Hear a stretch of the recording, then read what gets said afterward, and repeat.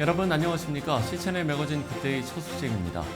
대한예수교 장로회 합동총회가 서울 사랑의 교회에서 시대는 부른다, 기도의 7천 용사를 이란 주제로 제61회 전국 목사 장로 기도회를 개최했습니다. 5월 20일부터 22일까지 2박 3일 일정으로 열린 이번 기도회에서 개회 예배의 설교는 예장 합동총회장 오정호 목사가 우리 총회의 소망이신 여호와 하나님이란 제목으로 말씀을 전했고 총회장상 시상 순서가 이어졌습니다. 공로상에는 전 총신대 총장 정성구 박사, 총신대 김길성 명예교수, 박용규 총신대 명예교수, 대구 서문교회 이상민 원로 목사, 대구 푸른초장교회 임종구 목사, 브라질 장로교단 고영규 목사 등이 수상했습니다.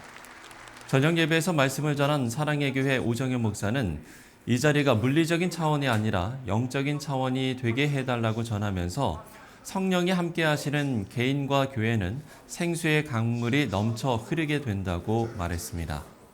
이 자리가 물리적인 3차원의 차원에서 영적인 차원이 되게 도와주시옵소서. 성령이 함께 하시는 그 개인, 그 교회는요, 생수의 강들이 그 속에서 흘러 넘치게 되는 것이에요. 오늘 흘러 넘치는 기도가 여러분들에게 필요한 것이에요. 사흘 동안 진행된 기도회에 참석한 2천여 명의 목사와 장로들은 다양한 강의와 말씀의 시간을 통해 교회의 본질 회복을 위한 해법을 모색하고 영적으로 무장을 재확인하는 시간이 됐다고 말했습니다. 한편 목사 장로 기도회는 매년 국내외 혼란한 시대 가운데 목사와 장로가 먼저 기도의 용사가 되고 교회와 사명의 회복을 부르짖자는 취지로 열리고 있습니다. 광주광역시 양산동에 위치한 광주소망교회가 지난 19일 창립 49주년을 맞아서 전교인이 함께 드리는 감사의 예배 시간을 가졌습니다. 광주소망교회 대예배실에서 진행된 이날 예배는 교회 학교를 비롯한 전교인이 참석한 가운데 진행됐고 연합찬양대의 찬양과 명성교회 김사만 원로목사의 설교가 이어졌습니다. 아름다운 교회여란 제목의 말씀을 전한 김사만 목사는 광주소망교회는 건강하게 부흥한 주님이 함께 하시는 교회라면서 아름다움을 끊임없이 창조하고 발전시키는 교회가 되길 바란다고 전했습니다. 저는 무엇보다도 이 소망교회가 이렇게 정말 건강하게 부흥하고 우리 제 목사님과 함께 예배 분위기나 내용이나 이 모든 진행이 너무 아름다운 곳에 있는 거예요. 오늘 말씀한 대로 아름다운 곳에 이 교회 위에 한없는 은혜가 주님 오시는 날까지 함께 하시고 광주의 아름다움은 소망교회에 있는 줄로 믿고 이 민족의 날의 아름다움을 끊임없이 창조하고 발전시키면서 교회의 축복이 있기를 바랍니다. 이어 광주소망교회 이정조 원로 목사가 교회 건축 과정에 대한 간증과 축도로 감사 예배를 마무리했습니다.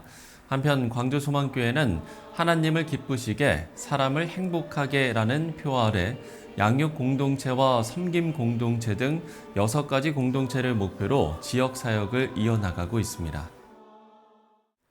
가정의 달을 맞아 명성교회와 월드비전이 지난 21일 서울 강일초등학교에서 초등학생들을 위한 아침 등교 맞이 전교생 서프라이즈 이벤트를 진행했습니다. 지역 섬김의 일환으로 진행된 이날 행사는 명성교회 봉사자들과 월드비전 직원들이 닭강정 푸드트럭과 음료를 준비해서 선생님과 학생 650여 명에게 음식을 나눠주며 격려했습니다.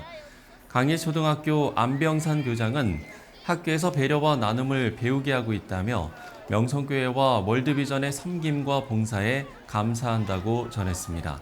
저희 학교는 배려와 나눔을 공부하고 있습니다. 오늘 이렇게 기쁜 이벤트에 후원해 주신 명성교회도 감사하고요. 월드비전에도 감사한 마음이 큽니다. 등굣길에 간식을 받은 강일초등학교 학생들은 친구들과 함께 오순도순 모여서 맛있게 먹을 수 있어서 좋았다며 좋은 추억이 될 것 같다고 말했습니다. 아침 일찍 친구들과 모여서 오순도순 이야기를 나누며 먹을 수 있다는 것 자체로 추억이 될 수 있었고 많은 친구들과 대화하면서 이제 먹을 수 있었던 게 좋은 추억이 되지 않을까 싶습니다. 겉은 너무 바삭하고요. 속은 너무 촉촉했어요. 한편 강일초등학교는 월드비전의 초등학생 아침 식사 지원 프로젝트 아침 먹고에 참여하고 있습니다.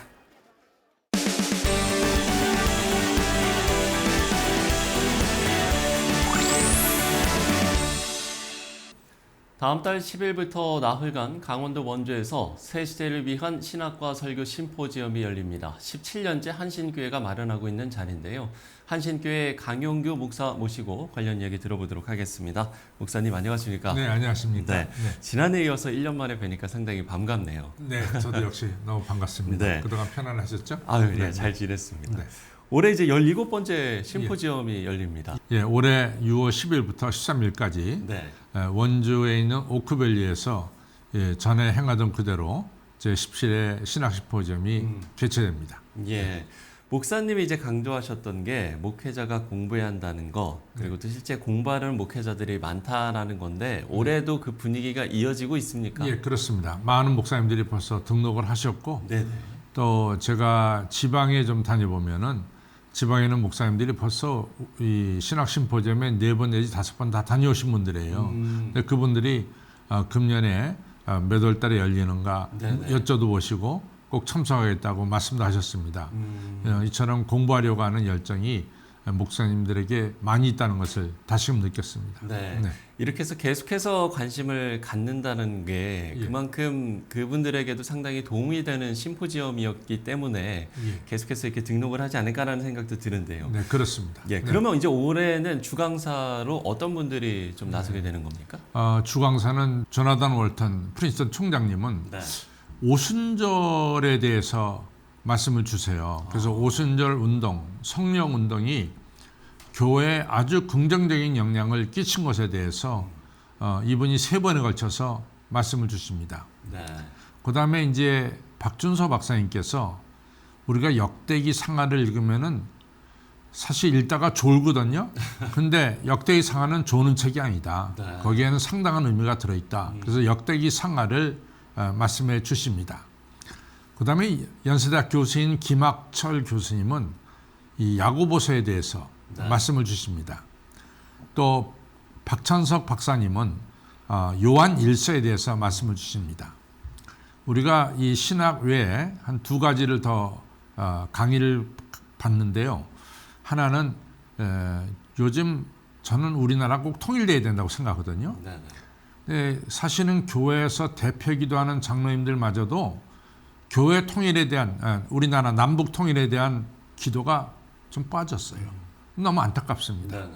그래서 다시 한번 교회가 우리 한 번 더 통일에 대해서 계속해서 소망을 가지고 나가야 되지 않을까. 그래서 김주연 박사님 통일 운동의 중요한 분인데 그분을 모시게 됐습니다. 그다음에 목사님들이 이제 정신적인 질환은 사실을 가질 수 있어요. 그래서 정신 질환 문제로 심리학자인 강혜수도 박사님 모시고 듣게 됐습니다. 네, 저는 또 여기에서 궁금한 점이 있는데 목사님께서는 이제 강사로 안 나서시잖아요. 혹시 그 이유가 있습니까? 저는 철저하게 섬겨야 된다. 주최하는 교회가 섬겨야 된다는 게 제 생각입니다. 대개 이제 한국의 세미나 보면은 주최하는 교회 목사님들이 강의를 많이 하는데 그렇죠. 그 강의는 사실은 그 교회 인터넷에 들어가면 다 들을 수 있어요. 근데 우리가 이 신학 심포지엄을 하는 것은 우리가 평상시 들어보지 못했던 말씀을 듣자. 이것이 목적이거든요. 그리고 제가 섬기는 한신교회는 철저하게 이 일을 위해서 섬기는 것이지 나타내는 것이 아니다. 이 정신이 저한테 철저하게 들어있습니다. 그래서 제가 개입의 설교만 하고 사라지고 또 우리 새벽 기도에는 또 명성교회 김 목사님 오셔서 귀한 말씀 주시기로 됐습니다. 그래서 새벽 제단 1시간은 우리 각 교단마다 중요한 역할을 하시는 분들을 모시고 우리가 이 말씀을 듣습니다. 그래서 김하나 목사님도 오십니다. 네.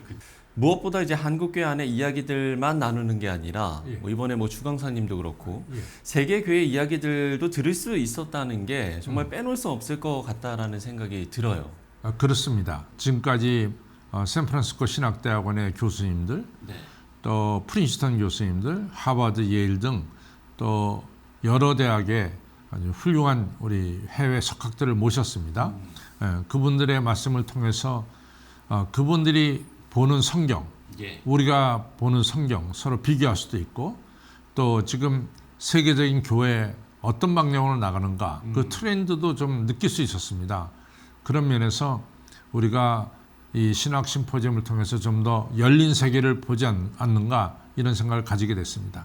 앞서도 이제 저희가 많은 이제 목회자분들이 이제 올해 역시도 관심을 갖고 있다라는 이야기를 잠시 나눴었잖아요. 이렇게 계속해서 이렇게 심포지엄에 관심을 갖고 있는 글쎄요 목사님들이 좀 어떤 좀 이야기들을 하시나요? 첫째는 와서 많이 배우고 또 힐링도 합니다. 왜냐하면 오크밸리라는 곳이 굉장히 좋은 리조트 에어리아니까 거기서 3박 4일 동안 머물면서 영적으로도 쉼을 얻는 이 힐링을 갖는 그러한 시간이 되고요. 또 거기에는 교단을 초월해서 목사님들이 모이거든요. 그러니까 각 교단마다 각 교회마다 다들 문제가 있죠. 그러니까 서로들 쉐어하고 서로 위로받고 격려받고 또 상대방의 노하우도 받는 그런 아주 중요한 친교의 장이 되기도 합니다. 목사님께서 생각하는 가장 큰 한국교회의 어떤 당면 과제, 어려움 어떤 거를 좀 이야기를 해주실 수 있겠습니까? 우리 사회하고 상당히 연관되어 있습니다. 우리 자녀 출산이 0.65 내지 0.7까지 지금 떨어졌잖아요. 이 이야기는 무슨 얘기냐면은 지금 교회 학교가 지금 없어지고 있다 이런 얘기입니다. 그러면 지금의 교회 학교 청년부가 없어지면은 앞으로 장차 이 작년 예배에 누가 나와서 예배를 드리냐 이거죠. 또 어르신들은 세월이 흐름에 따라서 세상을 떠날 수밖에 없고, 그래서 교회가 가지고 있는 심각한 문제는 저출산의 문제입니다. 그다음에 정말로 교회가 이 사회에 진리를 밝혀야 되고 꼭 교회를 통해서 새 삶을 얻어야 되는 이러한 것을 교회가 앞으로 계속해서 강조해야 됩니다. 그런 면에서 교회가 이런 면에서 아주 힘있게 분명하게 나가는 그런 일을 해야 되지 않을까 이런 생각 같습니다. 자, 끝으로 목회자들이 힘을 잃지 않고 나아갈 때 그야말로 성도들 역시도 좋은 영향을 받으면서 한국교회가 더욱더 발전하지 않을까라는 생각이 드는데요. 한국교회와 목회자들을 위한 기도 제목 끝으로 나눠주시고 오늘 이야기 마무리 짓도록 하겠습니다. 오늘 새벽에도 제가 기도하고 나왔는데 도대체 이 시대에 서로 다른 교파 목사님들 500여 명이 한 자리에 모인다는 것은 저는 기적 같은 일이라고 생각해요. 그것도 3박 4일 동안 한 자리에 모여서 공부한다. 그것도 대단한 일이고, 이제 오셔서 현장을 취재해 보시면 알지만은 목사님들이 떠나지 않습니다. 다 공부하는 자리에 있습니다. 그리고 함께 찬양하고 함께 기도하고 함께 말씀 배우고, 마치 사도행전 2장에 나오는 마가의 다락방 같지 않습니까? 저는 기도드립니다. 하나님, 우리 500여 목사님들, 하나님 다 기름 부어 세우신 목사님들인데 하나님께서 사랑하시고 또 축복하신 목사님들인데 약속하신 보혜사 성령을 좀 충만하게 내려주셔서 저희들이 이곳에서 말씀 충만, 또 성령 충만, 은혜 충만, 또 하늘의 능력을 받고 섬기는 교회로 가서 섬기는 교회가 부흥되고 그것이 작은 나비 효과를 나타내서 한국교회가 새롭게 도약하는, 부흥하는, 또 하나님께 크게 영광 돌리는 그러한 계기가 되게 하여 주옵소서 늘 기도하고 있습니다. 한국교회가 나아갈 방향인 것 같기도 한데요. 우리 시청자 여러분들께서도 좀 많은 기도를 해주시면 좋을 것 같습니다. 지금까지 한신교회 강영규 목사와 이야기 나눠봤습니다. 목사님 오늘 말씀 고맙습니다. 네, 감사합니다.